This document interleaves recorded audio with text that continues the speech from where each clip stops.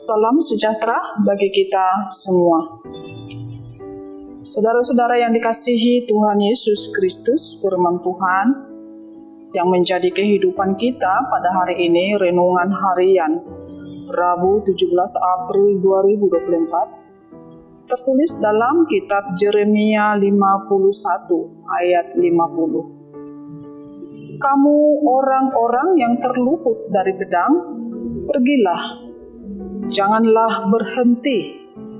Ingatlah dari jauh kepada Tuhan, dan biarlah Yerusalem timbul lagi dalam hatimu.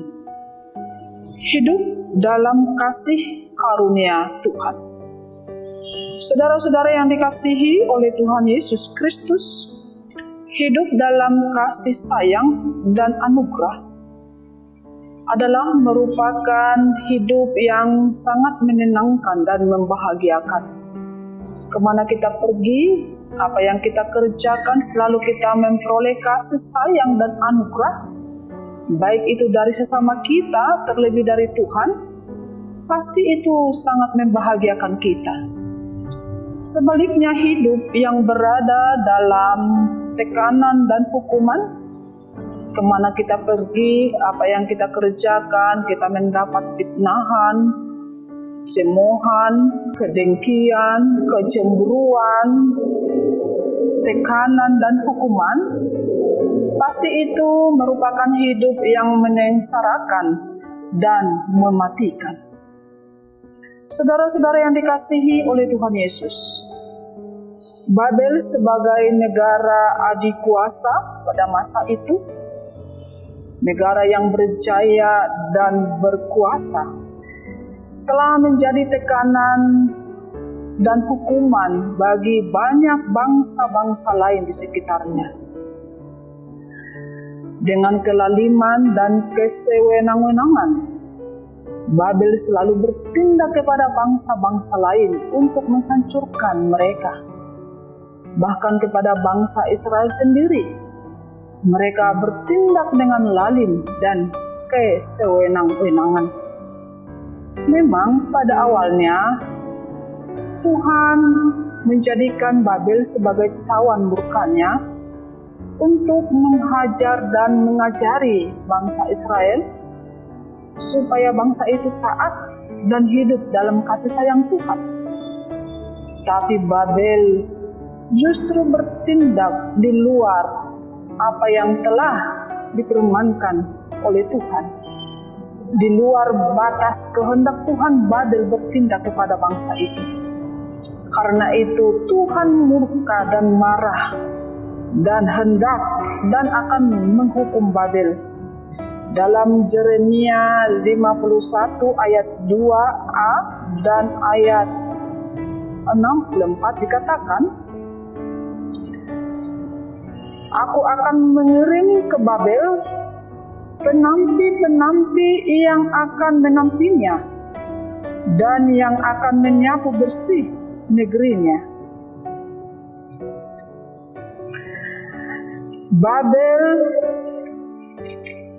akan tenggelam dan tidak akan timbul lagi oleh karena malapetaka yang kudatangkan atasnya. Babel akan dihancurkan oleh Tuhan. Babel akan dihukum oleh Tuhan. Tetapi Tuhan sangat sayang kepada bangsa pilihannya, bangsa Israel. Karena itu Tuhan berfirman kepada bangsa Israel melalui Yeremia dan memanggil bangsa itu supaya keluar dari Babel, supaya mereka terlepas dari pedang, terlepas dari murka dan hukum Tuhan. Bangsa Israel dipanggil keluar dari Babel, keluar dari kelaliman dan kesewenang-wenangan Babel.